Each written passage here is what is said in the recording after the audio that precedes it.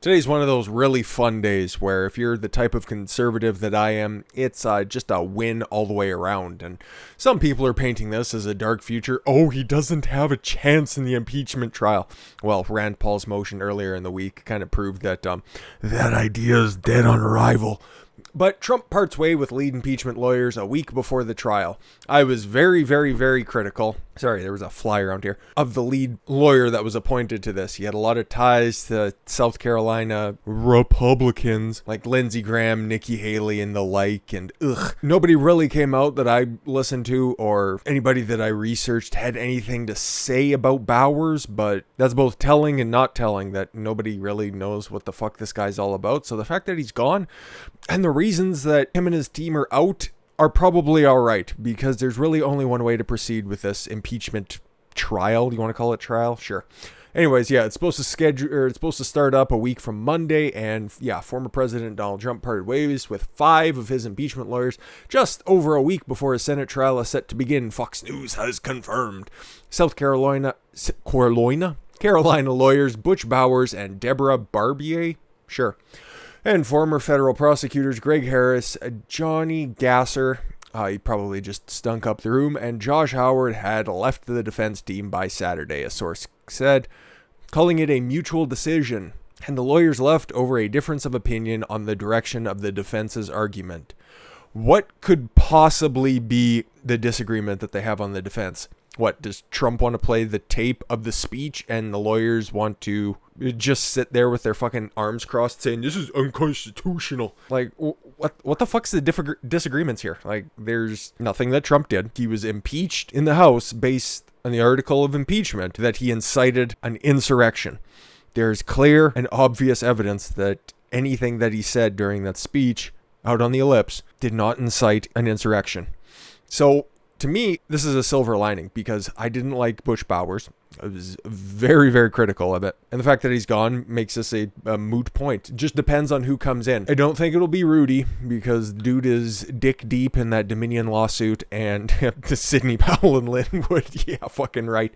So it'll probably be somebody we haven't heard of, somebody with a little bit lower of a profile, or maybe he just could go back to the well once more. Pick a couple of the guys off of the team from his original impeachment, go with a guy like Alan Dershowitz. That would be terrific, in my opinion, because nobody has made a stronger case for the fact that this is a totally unconstitutional impeachment than Dershowitz, and the dude knows his way around the Senate chambers and gave a great excoriation of the first impeachment proceedings. So if he goes in that direction, great. If he goes in another direction of somebody lesser known, that's even more fantastic, and I don't think Rudy's going to be around, and the other two for obvious reasons. And yeah, like the rest of this article says, Trump was all but certain to be acquitted. However, because 45 out of 50 Republicans on the Senate voted earlier this month to dismiss the trial on a point of order brought forward by, Rand Paul. So it's going to go ahead. It's going to start a week from Monday, even though the lead official, the guy who's going to be proceeding over it, just got out of the fucking hospital because he's 80 goddamn years old. He's a stodgy old Democrat. Well, hey, who gives a shit? The votes aren't there for the impeachment or the conviction side of things, so this is just going to be dead on arrival. So yeah, this is a good thing. And then we got a funny thing. And then we're going to end with something that could be brought up during the impeachment trial, because there's a bunch of stuff that could potentially be discovered. It'll act as the discovery phase if this was a normal trial. Stuff that Trump will be able to bring up that wasn't allowed to be talked about during the contestation of the count of the electoral votes. Ohio Republicans propose designating June 14th as President Donald J. Trump Day. This is just funny. This is really funny. 2 Ohio State lawmakers suggested designating June 14th as President Donald J. Trump Day in honor of the former president. Let's show the 3,154,834 Ohio voters a record and historic number of votes received for a president in Ohio who cast their ballot to re-elect Donald J. Trump. That we as a legislature recognize the accomplishment of his administration, and that the Ohio House believes it is imperative we set aside a day to celebrate one of the greatest presidents in American history. A lot of people think that, but at least these guys had the balls and the stones to put it before the House. State Representative John Cross and Reggie Stolfus wrote in a memorandum to the House members. The duo praised Trump, who accomplished many things that led to America's unparalleled prosperity against great odds. This just rules. It's unclear whether the suggestion will be adopted widely by the Republican-controlled state House. Republicans hold a strong majority, 64 to 35. Wow. Over the Ohio Democratic Party in the Ohio House. Why did they even bother having a Democrat contingent there? Jesus. Almost getting doubled and nearly having a supermajority, which is hilarious why Ohio was, and it has been designated as being one of the swing states, a battleground state in the past few elections, even though it's been decided by just about 10 points in 2016 and 2020.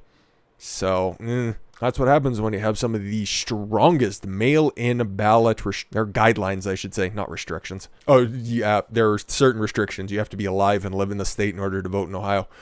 But this just shows you that, okay, at a state level, message of Donald Trump resonates strong, okay? The idea of populism ain't going anywhere. The idea of Trumpism ain't going anywhere. And it's showed also in Arizona, where the funny shit has happened. We can say that 100%. I don't even have to make a spectacle out of the previous election. You can go back to the midterm in 2018, where Martha McSally was running against Kirsten Sinema. I've documented this as well. She was up on the night, and then emergency voting centers in deep blue districts were opened up by Adrian Fontes, the Democrat election commissioner. Opened those up, and the 1 point lead that Martha McSally had on the night eventually, over the course of a week, evaporated, and then they just called it. And I really should have known that Martha McSally really wasn't going to do anything in this election, because she also didn't call for a recount or anything into the 2018 election. She's just kind of a soft ass. But there's no use crying over spilt milk, because as you can see at the state level, Kelly Ward, shit poster in chief, she is one of the prime people behind the great Arizona GOP Twitter handles, who is excoriating the likes of John McCain, Jeff Flake, John Kyle too, I suppose. All of those old rhino neocons, and just purging the party of that. And she got a full-throated endorsement from Trump, and she ended up winning the re-election bid to be the GOP chairwoman, 51.5% to 48.5%. I'd assume that she probably would have ended up winning, but at the same time, it just goes to show you that even though it was a last-minute endorsement, because Trump's been pretty busy, and that was the election that was held on January 22nd. It was a second wave of voting after, just like the runoff, okay? The Senate runoff that was in Georgia, that was the same thing that happened here, except for Arizona. Their secondary runoff was January 22nd. So yeah, the full-throated endorsement by a couple of real cavalier senators in Ohio. Kelly Ward winning re-election by a relatively sizable margin. 3 points is nothing to really turn your nose up at.